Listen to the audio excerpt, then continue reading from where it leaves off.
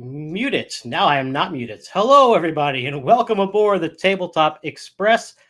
I am your conductor for this evening. My name is Anthony, and this is Creators Corner.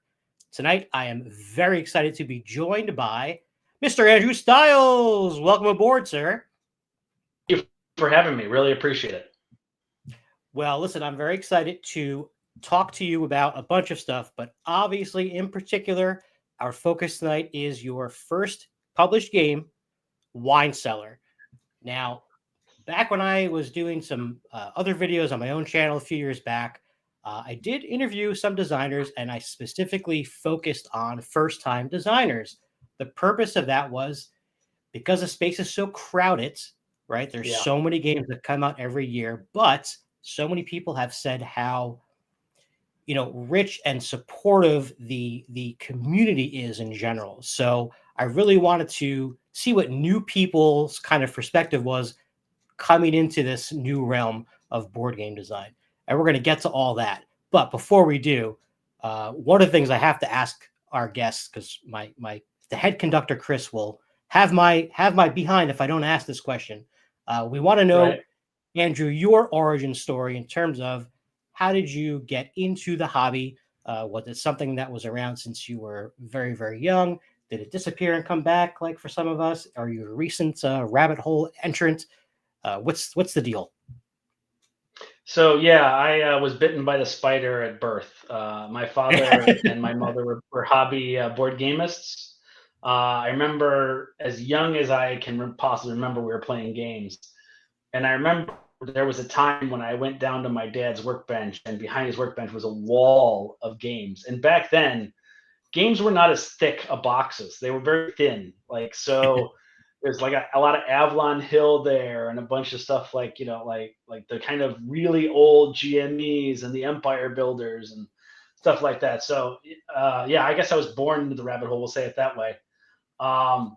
But I developed a new love for it after I met my wife, and we went home for Thanksgiving to my parents' house. My parents we played games the whole time, and my wife was like, "I knew you played games, but I didn't know you played games like back to back to back to back to back kind of thing."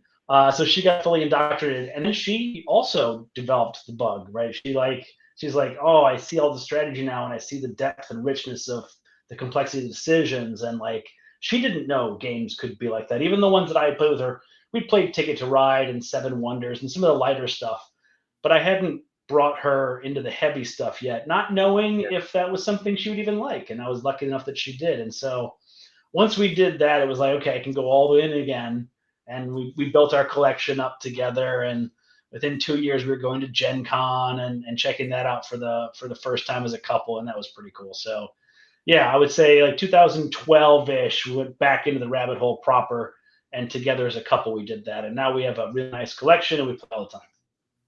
That's fantastic. Yeah, I have a kind of a similar situation where my girlfriend at the time saw the game stuff and was pretty interested, and before you knew it, she was buying games too, and now we just have a whole bunch of them, and we're trying to get the little ones to get into it too. Well, not trying to. My youngest is definitely getting there. Better time. Yeah. No, there's plenty of time and plenty of material out there these days for those younger folks, for sure. But so then where was the bridge that got into the sort of design realm? Because I know for a lot of folks who are in the hobby, at a certain point, it's almost impossible for you not to conceptualize some kind of idea for a game after just being exposed to so many of them. But very few people take the necessary steps to actually pursue it for one reason or 10,000 other ones. What was your sort of baby steps into that process? When did it start? And did it start with Wine Cellar? Was there a bunch of other stuff that came before that? Yeah, for me it was COVID, right? Like almost everybody else. But I kept my job, and I was very lucky to be blessed to have a job. At the time, it was very rough. It was a tough job. I was the cruise director, let's just say, is the best way to put it, for a super high-end luxury high-rise building. So not only planned parties, I planned events, I planned, trivia nights and game nights and wine tastings and all sorts of things like that. But on top of that, I was also head of security. So when COVID hit, all the fun stuff went away, and all the hard stuff became my day to day life. And instead of being the guy that everybody liked and everybody enjoyed interacting with and was looking forward to the next cool thing that I was announcing, I started to become the not the enemy per se, but the gatekeeper, and I sucked Right, the fun right. out of it, because and nobody wants to be the bad guy. You do your job right, and you are the bad guy, and you suck it up and deal with it. But after it'd been like a year and a half, it was just the stress of that day to day beat down was hard. And I talked to my wife. My wife was like, "Well, we're both working through this pandemic, and nobody around us is. So, like we know how blessed and lucky we were, but it also allowed us to build a little store pile, like a little nest egg, Yeah. basically, of time. That my wife said, you know what? I'd rather you not be miserable. I'd rather you, you know, get your sense of calm and purpose back. And you're more than marketable. You can find any job anywhere. You don't have to have this one you have, right?" And so she's like, "Why don't you just take 3 months, take 6 months, take some time off? But the deal is, you can't stay in bed all day. You can't sit around watching movies. You have to find yourself a purpose and something to spend your time with." And I said to her, I said, "Well, I always wanted to have like this card game about wine. I always had this in my back of my head." And she's like, "Well, why don't you put in your notice? And while you're doing it, start hashing out the plan. Like, start figuring out what that is and figure out the steps it takes to get there and all the things like that." And so I did. And after my 2 weeks was up, and I quit, and I came home, and I had my first day at home, not on the job. And my wife said, "What did you do today?" And I said, "Well, I started to make the plan. I started to get the timeline and things like that." She looked at the timeline, and I had no idea it was reasonable or not, but she's like, "I'll tell you what, if after 6 months you're still happy doing what you're doing, great. If after a year you've signed one game, you can have another year. And if you can sign a second game, you can have another year." And I was like, "This sounds reasonable." Until I found out the average amount of time it takes a person to sign their first game is 3.5 years. So you kind of don't know what you don't know until you do it. But at the same time, the blessing of that is I now had full time to attack that problem. Right. I could really dive deep and not be hamstrung by trying to find an hour here or 2 hours there. I could like deep dive into all the books and all the videos and networking and spend all my time really truly finding out what this hobby is all about. And I can say very unequivocally, this is not a job for money. Like, you don't do this for money. You do this for the joy. You do this for the expression. It's an art form, basically. I Right. feel like I'm a painter. Like, I'm somebody who's creating an artwork that I'm sharing with the world. And the joy for me is in having people respond back to it and say to me, "Hey, I love this game you made. Thank you so much for making it." And I know it's few and far between for a lot of people out there. Not a lot of people, a lot of people love games by people, but they don't reach out to the person who made that game and said, "Hey, I really appreciate that game." Usually Sure. that only happens at conventions, but that for me was the driving force. And it was also a tribute to my parents who helped me grow up in a gaming world. And I think I'm smarter for all the games that I played when I was a child. And so I did this for them too. My dad was a kind of a hobby game designer, but he never broke through. He tried to do some Empire Builder maps and some Silverton maps and some stuff like that, and he got close to getting published once, but then it just didn't work out. Finally, it didn't kind of pull together. So I dedicate the first game to him, and I'm lucky enough also. Hey, Ashwin, how you doing? And I'm lucky enough that I have more stuff down the pipeline coming, right? Like, so that's really cool that I was able to do that. And I'm not sure this is a viable full-time job. I'm lucky enough that I have other things that I'm paying attention to. And my wife and I are traveling a bunch, and we're trying to make extra different streams of income over the course of time to help with retirement and stuff like that. I don't really want to get into those things, but there's enough things that I'm not just doing this by itself anymore. I think that would almost get a little boring on some level. Sure. Um, and you have to spread those resources out too. Like, the community is fantastic. And I'm so lucky that I'm able to network with so much of the community. And I try to pay it forward before I take anything back. So I playtest with anybody who wants it all the time. I'm constantly playtesting. But it's also, you need that community to build the game to what it needs to be, and that takes a lot of time. I feel like Yeah, I've been ranting. absolutely. Sorry. No, that's fine. And you touched on a lot of great points. I mean, it's first of all, it's a beautiful, sentiment the way you describe it. It is an art form, whether it's not maybe just always the physical art portion of it, which is its own thing, but you are creating something. And yeah, certainly sounds like you're very blessed to have, the support system and your wife as the driving force to really, lay out the groundwork and the parameters for it. That's like a step beyond just, hey, you can do this. I have faith in you, kind of a thing. So shout out to her. That's fantastic. And so what I've gathered from hearing you talk about Wine Cellar and how it was sort of developed, it started as a two-player only game, right? To kind of just play with your Yeah. wife about wine. It was absolutely an 18 card travel game for my wife and I to play. We were to take on vacation like that, and it actually started off as a trick taking game. Funny enough, I started to try to develop like a Fox in the Forest, kind of like 2 player trick taking game with multiple suits and stuff like that. And eventually it evolves and changes over time. But the auction mechanic became so much more interesting to me than the trick taking aspect, even though I love trick taking games. So once it went to the auction, it's like it turned a switch and became the thing that it was going to be. And it was just a matter of getting everything mathematically balanced and creating the ebbs and flows in interesting ways, and trying to figure out how to make it not too easy and not too hard and all those kind of things. That's where a lot of the ironing out had to happen over time. Right, right. Well, I have a feeling we'll get to some trick taking later because if I'm reading correctly into the titles that you're working on, there is something Yeah. in that genre down the pike.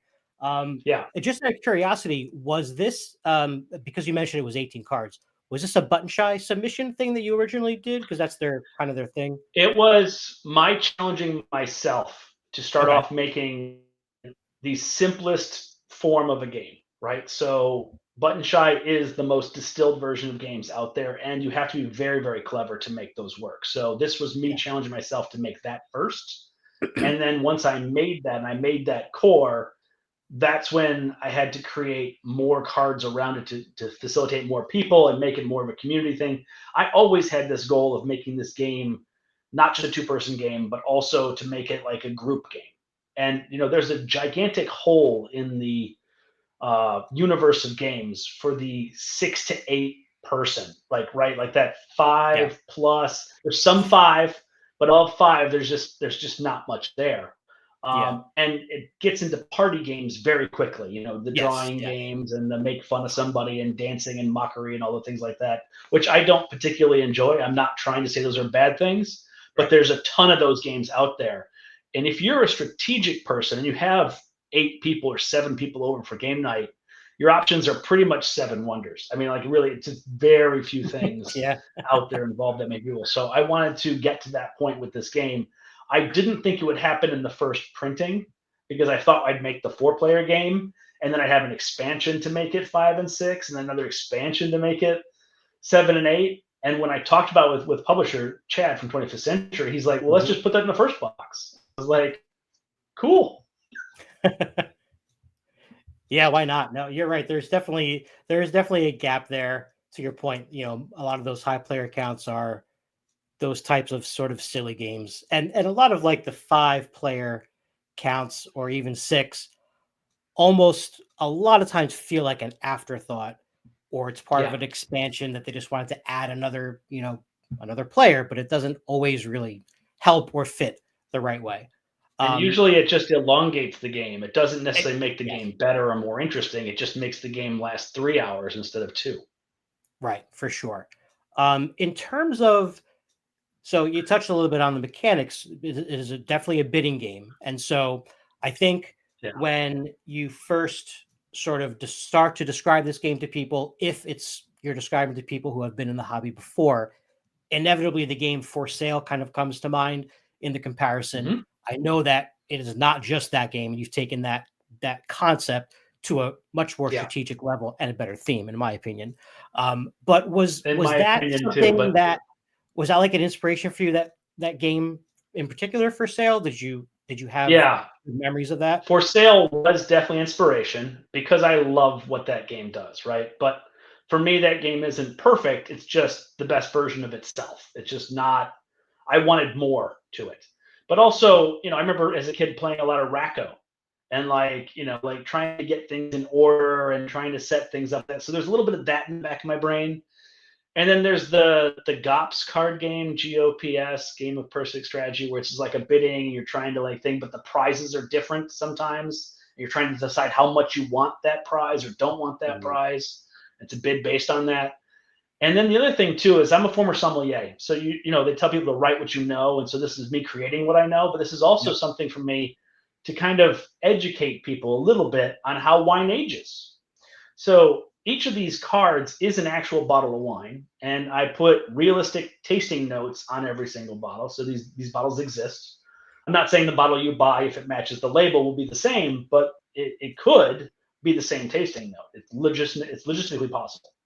But then I want to show how some bottles are better aging and will taste better further down the line, and some of them better taste now. And so, how do you know the difference? How can you tell that? And so this is a way for you to say, okay, I like this varietal. Let me look at this card.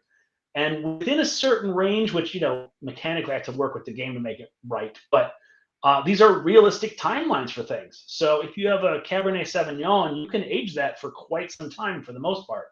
Now, obviously, cheap wine doesn't age as well as expensive wine. Expensive wine is made to age, right? So there's some price point differential there. But at the same Sure. time, if you get a rosé, rosés are not meant to age. There are a few that can, but for the most part, those should be drank right away. And so I kind of tried to create a quick and easy shorthand for people who are playing the game who do know a little bit of wine. Then Mhm. they have a little bit of like, oh, this makes sense. And people who don't know wine would be like, oh, my favorite wine is Chardonnay. Let me look at that card and I'll find out what kind of aging that one can do, if that makes sense. Yeah, of course, of course. No, that's fantastic, and I have to say, I do love the theme. There are certainly not a shortage of games that feature wine out there. However, I will say, so the one that comes to mind most often is viticulture, which is a Of fantastic worker course, it's a placement game. classic. It's great. Um, that really is just a very expansive experience where you're doing all kinds of things from harvesting to planting to making the wine and selling it and giving tours and all this stuff. But to that point, there's a lot going on. The fact that this Hmm. sort of takes that board, if you will, and super zooms in Yeah, on that aging process, right? That is yeah, such a unique sort of theme, in my opinion. And it was definitely something that when I first looked at the Kickstarter, was jumped out as something that was unique and different. So tell right. us a little bit about what we're looking at here and what these numbers mean on the cards and how it pertains to the gameplay. Sure. So in the game, you have a handful of cards, and you're going to use those cards to bid on the prizes in the center. So there'll be a number of cards in the middle. The higher the bid, the person gets to pick first, right? So you take one of the cards you want when it's turn. Your cellar is turned sideways, as that's the way wine should be stored, by the way, in case you didn't know. You want to make sure the cork has some wetness on it to make sure it expands and therefore actually seals it. Otherwise, if it gets dry, it shrinks and then lets air in, and air can ruin the wine. So you have to lay it on its side, number one. And then number two, in this game, whatever you put down first, you can only put stuff either above or below it. So once you've taken the second card, you can then put that above it. But then the next card you take has to go either above or below that cluster. So you'll never be able to put in between from that point forward. And what you're trying to do is create a timeline for your client to drink the wine in. So they'll drink the top one first, the second one second, and so on down the line. So if you're looking at this as a timeline, you can actually see on the top one, you will score the number one in the first column and the second in the second column. Yeah. So on the top one there, it's an 8 in the first, so you get 8 points for that. It's a 6 in the second, so you'll get 6 points for that. And then the third is the third, so that's 6 points there, the fourth, 8, and so on down the line there. So you're trying to optimize it to get the highest possible number in your timeline that you possibly can.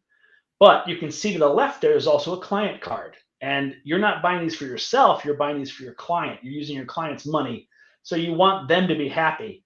So they have preferences. Maybe they like rosé wines, or they like red wines, or they like wines from South Africa or America. In this case, they like rosé and they like bubblies. So champagnes and wines like that. So that's kind of where you take your personal preferences out of the equation, and it's about trying to maximize what your client wants. And that also creates a really nice dynamic with multiple plays, right? So as I get a different client, I'm going to play the cards differently based on the client there. And also, the cards have different rarity. So there are very few champagne bottles in this, or bubbly bottles in this deck. And Mhm. there are more rosé than that, but not nearly as much as there are whites and reds. So that rarity plays into it too. So if your client likes red wine, you're only going to get 1 or 2 points for that. But if your client likes more rare wines, you might get more points for those. Yeah, that's really interesting. I'm so full disclosure, I haven't played the game yet, even though I did back it on Kickstarter. On And the you, way. you mentioned Chad 25th Century Games, so this was part of a 4 game Kickstarter, right? And so Yes. my copy has not been delivered yet because I did pledge for all 4 games, and a couple of the games are still being shipped and all that stuff overseas. Yeah. But I got to say, the artwork on these things is fantastic. I mean, this looks like it would be straight from a promotional display for these wines, in a store or on a billboard. Honestly, Yeah. and again, I think I already know the answer to this, but I do want to hear you tell a little bit about how this artwork came to be, and something that you sort of wished for, right? Yeah, after Chad signed it, one of the first conversations we had was, how did I envision the art looking in this game? And I said, I'm kind of open, but if you're asking my druthers, I'm a huge fan of Vincent Dutrait. And I said, if you could get him to do this, I think it would just be spectacular. And he thought about it. He's like, I have him working on one of my other games. I could ask him. And I was like, if you're willing, that would be my top choice. And so he did, and he said yes. And so here I am with Vincent Dutrait art on my very first game. So people, don't be afraid to ask for what you want. Incredible, and yeah, you're right. That's great advice. And to your point, because it's such an interesting thing, right? We mentioned, and we all know that there are just so many games that come out every year. It's impossible to keep up with and play with all of them. Right. But despite how large the industry is, you mentioned this before, that the network is very tight, right? And so, Yes. yeah, ask for it, because you'll never know what you're going to get. And a lot of these people are, they want everyone around them to succeed as much as they do themselves. So that's another great testament to the community in general. Um, so Chad encouraged you to just whatever was in your brain, let's get it all in the game and get it in there, all the countries, all the varietals, everything that you want. Yeah. From that original 2-player only 18 card game to Sure. what's on the screen here, was there anything else that sort of shifted that was significant through play testing or feedback that maybe you didn't expect, or was hard to swallow sometimes? Well, I think the balancing was one of the hardest things, to get like a full-on spreadsheet and try to make sure that the game would not be broken in some tiny way that would give somebody an advantage playing over and over and over again, right? Like, Right. I didn't want that to be the case, but you still also want the game to be fun, and so it's only fun if there are nuggets and kernels that are a little more powerful than others. So finding the balance between making it fair across the board, but not sucking the fun out of it was a really deep challenge that got later on, especially as the player count went up and as the bottles went up. Because with Right. 18 cards, it's an even spread mostly, right? But once you get to double and triple that, now you got to make sure that each segment of that is balanced, and then balanced as a whole as well. So once I added in those final 18 cards and got to the 8 player count, I actually had to go back in and rebalance some of the cards that I put in the deck prior to that, because I wanted it to also be balanced with the upper cards as well. So, and on top of that, I wanted to also make sure that every card was an individual different bottle from some of these cool places that you may not see if you're in the United States. So, I've Right. got Portuguese wines, I got Cypriot wines, I've got, wines from South Africa. If you go to any general wine store, there are things you will see. You will see, stuff from, America and France and Spain Sure. automatically. And so those are in the base set of 18.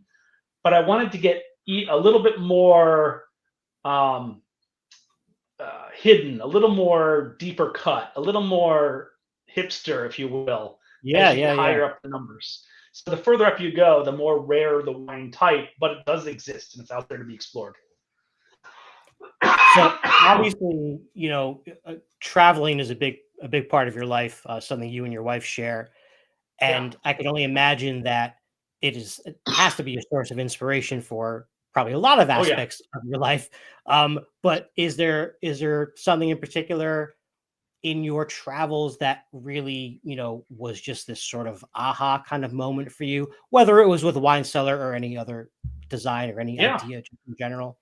Um, I think that different cultures and different perspectives lead to empathy, right? And I think empathy is one of those things that needs to be intrinsic in every game designer's bag. And I would say that you can learn it, right? There are many different ways to learn empathy. You could have it just conversations and learn different people's perspectives. You can read books from people that are different perspectives from you and gain insight from them as a secondhand source. You can travel and go to those places and just have dinner with those people. And it could be an elevator ride. You talk to somebody from another country or some other place or a different thing.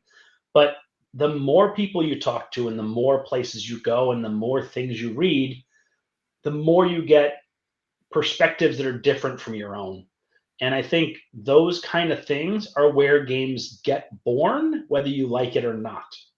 I think that unless you have multiple perspectives, you really can't see anything from a full spectrum point of view. And so, if you're only going to make a game about the job that you do, it's going to be a simulation. It's not going to be a fun thing. It's going to be you showing the world what your job is, right? I don't know if you're an optician, right? Maybe you make eyeglasses, and your job every day is to put different frames on people's faces. So you make a game that has faces, and you put frames on them with like translucent cards, and you try to like pick the best pair of glasses on or something like that. You taking notes? That's great. Um, I mean, I'm not saying that game couldn't be fun, Right. but where's the fun come from in that? Not just an Yeah. activity of you translucent putting, like it's not a dress up doll. You're not just doing that, but there's got to be, where's the points come from? Where's the valuation come from? Is there a scientific aspect of it where, certain people's faces have a certain shape, and does a certain shape work better for certain frames over other frames? So then do you have hidden scoring or is it open information? And all those choices come from those different empathies that you can pick up on, as well as then playing a ridiculous amount of games to see how everybody does all different kinds of things and then applying those things. Yeah, that is a very profound and great outlook, honestly, about empathy. And you're right. For a board game designer, it should be in their toolkit, because what are you doing? You're designing an experience for someone else who's not you, right? And it goes to support the thing that I've heard many people like you say about playtesting, in that you need to get out of your immediate, circle of friends and family to really get those other perspectives. And all of a sudden your lens is different. Um, and so again, yes, that is a um, very blessed to be able to travel to those places and see that kind of stuff. So we hinted a little bit about the Kickstarter that is currently sort of being delivered. But let's say Yeah, someone didn't back the game, where can they sure. get their hands on Wine Cellar, like today or tomorrow? It's almost like you led into it, and I really appreciate that. So I'm going to be at Origins, and he's going to have a booth. 25th Century will have a booth at Origins. I will be at that booth Thursday, Friday, and Saturday from 1 to 2 p.m. to demo the game, sign copies of the game. If you guys want me to deface your card, I will do so. Just stop on by the booth, come and say hi, and I'd be happy to give you the rundown, let you know how it works and everything like that in case you haven't gotten it so far, and I'll show you the cards and all things like that. And I guess I can deface your box if you want to have you worthless. That's awesome. Nobody has spilled wine on the game yet, to your knowledge, have they?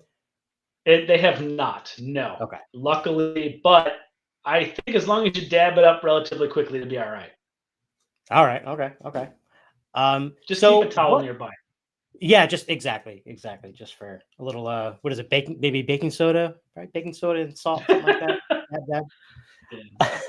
Yeah. So speaking of the other designs, we hinted a little bit about your love for trick taking, and Yeah. is there a couple of titles? Are there a couple titles that you can talk about that are in the pipeline, and we Yeah. want to So reveal here? with 25th Century, he actually has another one of my games coming out in the future with also Vincent Dutrait art, and that is called. It's an Acorn Woodpecker game. Apparently, this is something most people don't know, but Vincent Dutrait is a fan of the acorn woodpecker. So it's like one of his favorite birds. So he actually heard about this from Chad and he asked to do the art for it. So I'm going to get Wow, another vintage trait art book pretty soon here. That's going to be great. nice. But that one doesn't have an official name. It's not posted like that, but keep on lookout for that one because that one should be coming out fairly soon. Oh, Kristen, you're spectacular. Kristen is a co-designer of mine, by the way. We Oh, have a excellent. game that we're pitching around right now, which is really great. At least we think it's great. We have to find somebody else who thinks it's great too. But yeah, Kristen Mott is spectacular. She has a game Awesome. called Prowl that's coming out from Envy Born Games. It's spectacular too. Cool. Well, So Kristen, yeah, reach back to out if me. you Also, want to be on the channel. yeah, she should be. I'll definitely talk it up for you. I also have a game coming out with 3WS called Digging for Dinos. This is a tactical game. It's a kid-friendly game, but you're collecting dinosaur skeleton parts and then piecing together puzzle style. And so you're moving your paleontologists around the board, collecting tiles, and then putting the tiles in your personal tableau, trying to create full skeletons. So that one's going to be out for demo at Origins as well as Gen Con. No, for Gen Con for sure. I don't think it'll be demoing at Origins because I don't think 3WS has a booth. So I apologize. That's wrong Okay. information. But I also have a game called Three Tricky Pigs, which is coming out. Oh, let me get near the camera there. This is going to come to Kickstarter from Baron John Games. It's a trick taking game. So, yes, we can have our trick taking conversation about this one. I love that cover. I have That a, I mean, a deep love of you can trick almost taking games. hear the song that goes with that cover. Yeah, right? Got that Looney Tunes Cuphead kind Oh, of thing going totally, on. Right. Yeah, absolutely. totally. So that's can you talk any bit about the mechanics of that, or is that still like on a low Yeah, down I can kind of talk a thing? little about that one. So that one's a co-design with Stephen Angaro, who is also a trick-taking genius. I can't talk about his other games coming out, but he's got some other stuff coming out. He's really, really smart. He did the heavy lifting on this one, and I came in and did some other work on it. But he's the main brains behind this one. But what makes this one great is that it's the three little pigs, right? So you have three suits that are pigs, and then one suit to the wolf. And what's interesting in this one is you want to be the lowest number unless a wolf shows up, in which case you want to be the highest number. So, of Mm, course, the bricks are the highest suit, the wolves are the second highest, and then the other two pigs are the lowest. So, you're playing cards to the hand, you have to follow suit, but you're trying to be low, except when somebody throws off and throws a wolf, in which case then everybody mm. scrambles for the hills and tries to be the highest. So, it's this kind of interesting thing that can twist and turn, but you still have what's cool in trick taking is the deduction style thing. You can tell what's coming or what's likely to come based on the cards that are played ahead of time. So you can kind of set up for that time where you're like, I'm pretty sure you're going to play a wolf, so I'm going to throw off on a brick to have a nice high number, and then you're going to have to make the tough choice whether you put the wolf there. It's not big enough or not to give me the cards, or if you try to play low and then make me Okay. look silly by having the bricks when I don't need the bricks, right? So there's those kind of gotcha moments that are there. It's really fun. And another cool part about this one is that it has Huff and Puff cards. And Huff and Puff cards add value to any you play with it. So you can add it to your wolf to make your wolf stronger, Um, or you can add it to your bricks to make your bricks stronger and stuff like that. And so there's some point manipulation and different values that go on with that. It's a lot of fun. Really, really cool. I'll have that cool. one at Origins if anybody wants to play test that with me. I'll carry it around. Excellent. Yeah, that's exciting. I'm always interested when a new trick taking game comes out because I feel like in the last like maybe 3 or 4 years that style, that genre has just gotten super popular. And I'm always thinking Yes. like, what else can someone do that's a twist on this? And then something like Cat in the Box comes out. I'm like, oh well, there's that. And this certainly sounds different as well. Yes, we have a. Chris is saying what sounds up his alley. Yet we definitely like our trick taking games here on the Yeah. channel. So you got your dream wish with getting Vincent to trade on 2 games of yours so Yeah. far. That's great for Yeah. the resume. Are there any other like sort of dream partnerships or anyone else you'd love to maybe collaborate with in the industry at some point? Absolutely. I mean, I would love to do some co-designs with some big name people, and that's going to happen. I think just a matter of time and getting my name is just now getting out in the world, right? So like, Yeah. I can introduce myself to people, but that doesn't mean anything until you have a game on shelves, and then all of a sudden it's like, oh, you're that guy from that. So Right, right, like right, right. you got to get there. But there's also certain publishers that I would love to work with that I haven't. I have to like my games first. And as I'm still honing my craft, I'm getting better at what I'm doing. So I hope that it's just a matter of finding the right game for the right publisher and stuff like that and get it in the right hands. But yeah, it's not that I have a checklist. It's that there's a large number of people that I would love to collaborate with in some way. That's awesome. It really sounds like you're hitting the stride and the flow at like just the right time. So I Trying. really excited for you and everything that's ahead. And again, I can't wait to get my hands on the game, and we'll certainly give it a play and a review on the channel when we get to that part. Before we let you go, though, I always present my guests with a wee bit of trivia on a certain Okay. topic that they may or may not be familiar with. Now, Okay. obviously, you're a big wine fan. Oh, by the way, do you have a favorite type of wine? I have several favorites, but in general, if you have a bottle of Gewürztraminer handy, I will happily open that with you. Okay, sounds good. So what I came up with here was the other thing that I've found out about you is your love, obviously, of travel, but particularly the city of Chicago, right? So Sure. Yeah. you spent a lot of time there. You live there currently? I have been here about 12, no, I've been here about 15 years now that I've lived in the city of Okay. Chicago, and Okay. I love it. So there's a lot of famous or maybe sometimes infamous things about Chicago. And so Yeah. we're going to do a little Chicago style trivia here with the All right. twist that the clues I give you are going to be presented in a sort of wine description way. Now, this, I will full disclosure, Ooh, all right. I came up with the idea on my own, but I did get a little help from AI in terms of writing the descriptions for me. Um, All right. so we're gonna see how this goes. This is a new style for me. So basically, I'm just gonna read you the clue, and you tell me if Okay. you can guess what the Chicago thing is that we're describing there. If that makes sense. Okay. This sounds great. All right, cool. Here we go. All right, first one. I'm gonna do my best sommelier voice, which is probably not that good, but this rarefied vintage exhibits an extraordinary balance of grace and intensity. On the nose, there's an unmistakable air of competitiveness with deep notes of resilience and drive. With grapes from Carolina vineyards, this red contains hints of hardwood and finishes with the smooth yet unrelenting legacy. I have to say I have no idea where this is going, but if I were to guess, it sounds a little bit like maybe some barbecue sauce. No, this is more No, not. of a. I don't want to give I it need more too of a much hint. away Like, is it without a giving it food product away. you're talking about here? No, Okay. So it's not deep dish pizza. It's not Italian beef. It's not all the things like that. this one is All not right. those. There may be Okay. some of those coming though. This is a person that we're referring to. Um, I mean, could it be like the Chicago Bulls with the type of color red? Maybe is that what it is? Like, You are very very close to getting on the right track. if someone just said to you Chicago Bulls, what's the first name that comes to mind? Oh, well, yeah, you got the Carolina thing. So, yeah, it's Michael Jordan, isn't it? There It's we go. Michael Yeah, my Jordan. bad. Michael Yeah, Jordan. I didn't catch on fast enough. That's all right. That's all right. It's my first time doing this. All right. All right. Moving on here. Let's see. Well done, Now, though. I'm going to Now I skip see the around a little bit. hardwood. I see the Carolina. Yeah, I can see it now. All right, well done. I Okay, got you. okay. All right. Let's try this. Let's see. All right.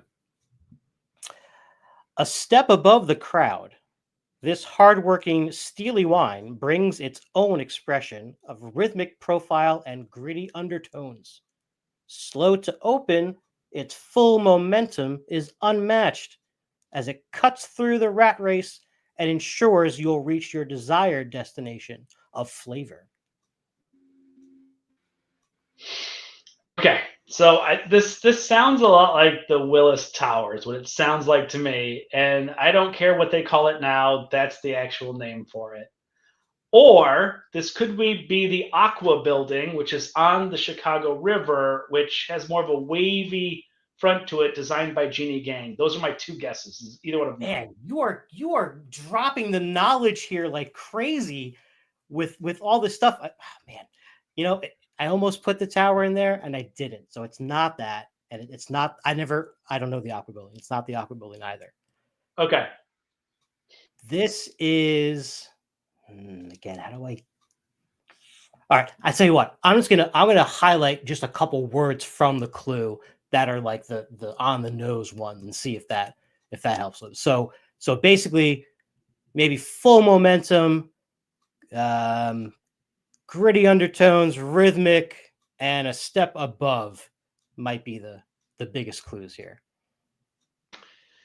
You know, you're gonna say it, I'm gonna feel like an idiot. I have no doubts. But I mean, I like feel like an idiot because I didn't make it easy enough. I'm a fan of Chicago architecture, right? So I think one of the best things to do in Chicago, by the way, is to go on the riverboat cruise, and the architecture tours are spectacular here. And whenever I go to other cities, I always try to like get in on the architecture scene there.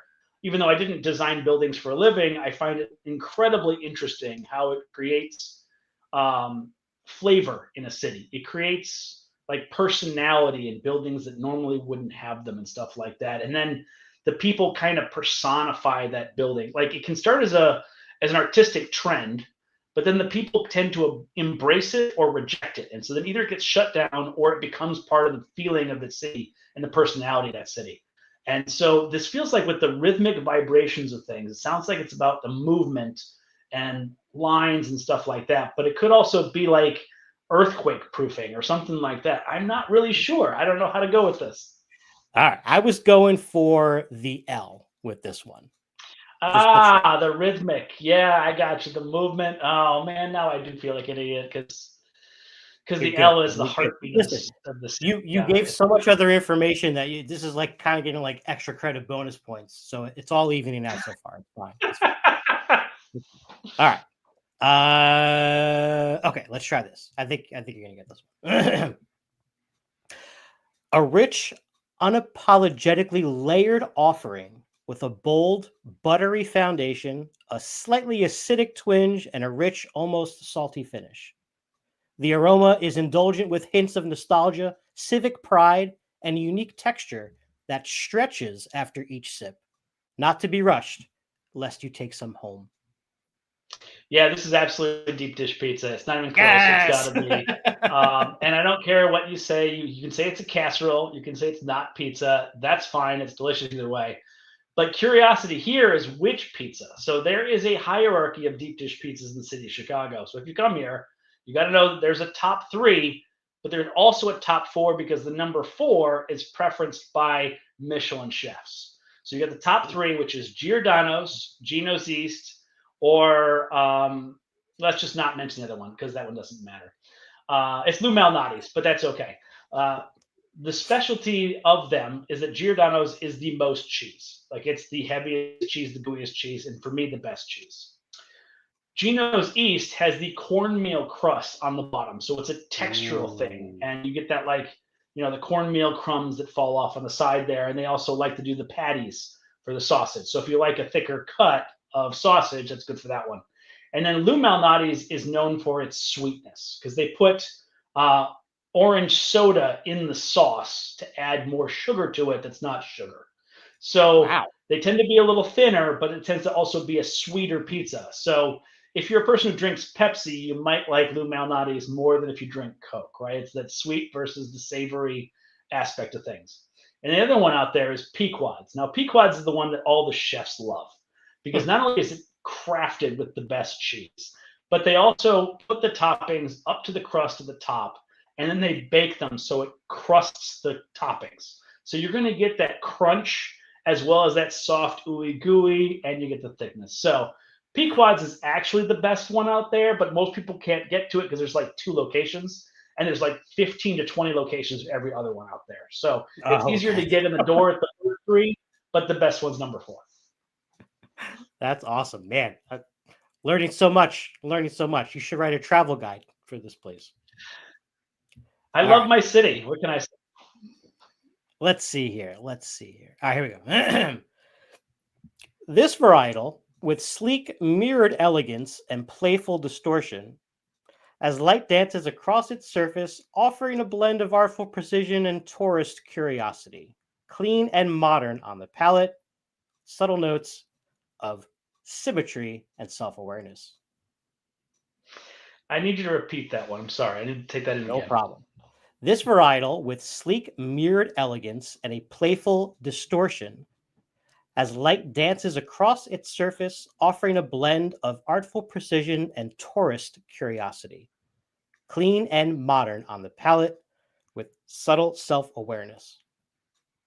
So this one is the Bean, also known The as Bean. Cloudgate, which is in Millennium Park. It's actually downtown. And this one is interesting because it's a reflection of the city behind you and meant to be able to try to capture the entire skyline into the bean form itself. Okay. But most people just take pictures underneath it where they can see themselves 17 times. Oh, our society. Yep. Oh man. All right. So that makes you got two out of four so far. So we have Sure. we have I some got time 2 to for respond. sure. I got Yeah, extra credit for the first one, right? Something like that. totally, totally, totally. All right, we got maybe like three more here. All right, next up, a complex Prohibition era vintage with dark, smoky overtones and a reputation that precedes the bottle. Assertive and charismatic, with hints of bootleg spice and moral ambiguity. Finishes with a lingering shadow and just a trace of jazz. Not for the faint of heart. So this is either Al Capone or it's the Green Mill, which is an old Al Capone hangout that does jazz on weekly nights here. Is that what it is? The Green Mill? It's Al Capone, but that's very It's Al interesting Capone. about the Green Mill. That's awesome. That's awesome. Excellent. Oh, man. All right, a couple more here. Few can compete with this legendary blend. Aggressive in all the best ways, it combines notes of swagger, shuffle, and sweet victory. Brute force combined with finesse. Its hint of orange is just noticeable against the otherwise deep, almost navy backdrop. All right, I need that one again. Sorry. Yeah, no, you're good. Few can compete with this legendary blend. Aggressive in all the best ways, it combines notes of swagger, shuffle, and sweet victory. Brute force combined with finesse. Its hint of orange is just noticeable against the otherwise deep, almost navy backdrop. Excuse me. I should have got it on the shuffle the first time, but it's a Super Bowl shuffle. It's the Chicago Bears. No, Bears, absolutely. Specifically the 85 Bears. Excellent. All right, last one. And we're going to close it out with a victory. I can feel it. An aged, ivy kissed pour steeped in tradition and warm summer air. Subtle hints of peanuts and sun kissed leather. It's best enjoyed outdoors with lots of friends. Slightly worn at the edges, but richer for it. Always opens with a cheer and the aura that anything is possible. This is Wrigley Field. It's the It is Cubs. Wrigley Field. It is It's Wrigley Field. it's Hey Hey, Jack So many, Brickhouse, and so all many, the so the many classics. greats. And Yeah, so many 2016 greats. is a very very good vintage. Just thrown out there. Oh, okay, excellent. Um, just so many good things about the city. I was there once um, for an event many years ago, but only for a couple days. Didn't get to explore nearly as much as I wanted to. So hoping to get back there at some point. Andrew, I really thank you for spending most of the evening with me here, talking about Wine Cellar and traveling and playing my silly game and just kind of hanging out. Real quick, before we let you go, you already mentioned where and when Wine Cellar will be available. If anybody wants to Yep. find out more about you personally and your game development or just your other things that are going on, where might people find you? Sure. So I'm on Facebook. I'm on Instagram, although I don't use Instagram very much. I'm on Blue Sky, stuff like that. So you can reach out to me there. On top of that, I have a podcast called The Tabletop Submarine with my co host, Josh Bauman. We tell tabletop stories. So we get people on and we tell them to tell us their favorite game of all time or the favorite moment in a game of all time or different like that. So you can definitely check that out. We just celebrated our 3-year anniversary. So Wow, we've had 100 episodes and we didn't notice it until after we released it. So this next one will be the 101 episode, and we're going to talk about the 100 episodes on the 101st episode. But there's that's that. funny. And then I recently been invited to jump on the Dice Camera Action podcast, which pairs movies and board games together and talks about both. And so I will be on that show from time to time as well. Wow, what a cool concept! And congrats on the podcast, by the way. That's no easy feat to have it going that long. So congrats. Andrew, again, thanks so much. Best of luck to you and all your endeavors. And I hope maybe we can meet up. I don't do a lot of conventions outside of PAX Unplugged.